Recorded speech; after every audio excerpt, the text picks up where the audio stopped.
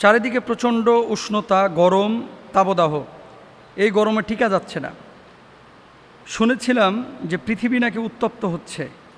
তো আগামীর বিশ্বে এই উত্তপ্ততা কি পৃথিবীকে ধ্বংস করবে?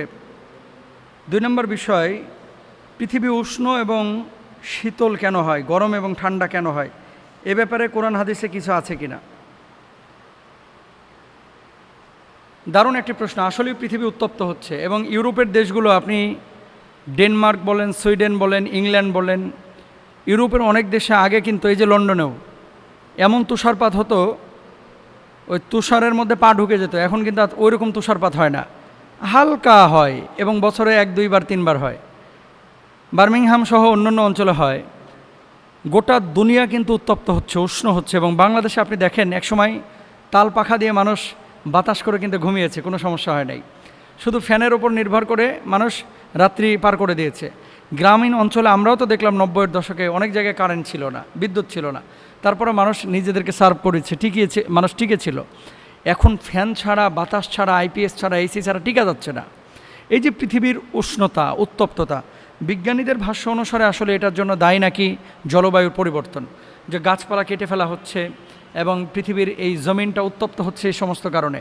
আইসগুলো গলে যাচ্ছে, বরফ গলে যাচ্ছে। ইউরোপেও কিন্তু গরম, এখন কিন্তু লন্ডনেও গরম পড়ছে। এই যে 2-3 মাস ভালোই গরম থাকে এবং ফ্যানও চালানো লাগে, টেবিল ফ্যানগুলো। তারপরে ডেনমার্কের ওই যে গ্রিনল্যান্ডের আইস কিন্তু গলতেছে। এখান থেকেও হয়তো এক সময় ভূমিও আপনার উন্মোচিত হবে, আইসগুলো ভেঙে পড়বে। তা আসলেই কিয়ামত কবে হবে এটা তো আল্লাহ তাআলা ভালো জানেন। কিন্তু নবীজি সাল্লাল্লাহু আলাইহি ওয়াসাল্লামের কথাটা কি দেখেন, আল্লাহ সুবহানাহু ওয়া তাআলা রাসূল বলছেন, জাহান্নাম তার প্রতিপালকের কাছে অভিযোগ করে বলল, হে আমার প্রতিপালক, আমার এক অংশ আরেক অংশকে গ্রাস করে ফেলছে। রব্বি আকালা বাদি বাদা ফাআযিনা লাহা বিনাফসাইনি নাফসিন ফিশ শিতা ওয়া নাফসিন ফিস সিফ ফাহু আশাদ্দু মা তাজিদুনা মিনাল হারব ওয়া আশাদ্দু মা তাজিদুনা মিনাল জামহারির। রাসূল আকরাম সাল্লাল্লাহু আলাইহি ওয়াসাল্লামের হাদিসে আবু হুরায়রা রাদিয়াল্লাহু তাআলা আনহু থেকে বর্ণিত, জাহান্নাম তার প্রতিপালকের কাছে অভিযোগ করলো, হে আমার প্রতিপালক, আমার তো এক অংশ আর এক অংশকে গিলে ফেলছে, খেয়ে ফেলছে, গ্রাস করছে। আল্লাহ তাআলা তাকে 2টি নিঃশ্বাসের অনুমতি দিলেন, একটা শীতকালে আর একটা গ্রীষ্মকালে। তাই তোমরা যে প্রচণ্ড গরম অনুভব করো তারই উত্তাপের প্রভাব, প্রচণ্ড শীত অনুভব করো তারই প্রভাব। জাহান্নাম একবার গরম নিঃশ্বাস নিক্ষেপ করে তখন গরম হয়, যখন ঠান্ডা নিঃশ্বাস নিক্ষেপ করে তখন শীতল হয়। এটা হাদিসের ব্যাখ্যা অনুসারে। জামহারির অর্থ অত্যন্ত কনকনে বা হাড় কাঁপানো শীত। আরেকটি প্রসিদ্ধ বর্ণনা এসেছে, ফাইদাস্তাদ্দাল হাররু ফাআবরিদু বিসসালা ফাইন্না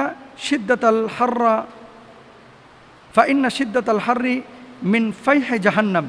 যখন গরম খুব তীব্র হয় তখন জোহরের সালাত কিছুটা ঠান্ডা হলে আদায় করো, কারণ প্রচণ্ড গরম জাহান্নামের উত্তাপের বিস্তৃতি থেকে। তাহলে কি বোঝা যায় যে জাহান্নাম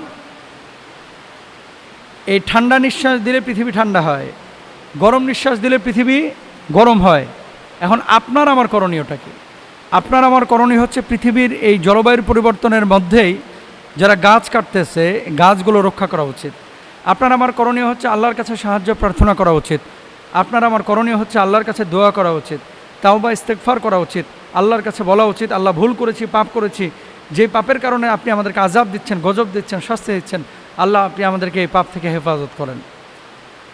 কওমে শুআয়বকে আল্লাহ সুবহানাহু ওয়া তাআলা এই উত্তপ্ত এবং আকাশ থেকে মেঘাচ্ছন্ন অবস্থা যখন তৈরি হয়েছিল, আকাশ থেকে আল্লাহ সুবহানাহু ওয়া তাআলা আগুন নিক্ষেপ করেছেন, পাথর নিক্ষেপ করে তাদেরকে শেষ করেছেন। এই জন্য আল্লাহর কাছে পানাহ চাইতে হবে, বেশি বেশি দোয়া করতে হবে, ইস্তেগফার করতে হবে, তওবা করতে হবে, ক্ষমা চাইতে হবে।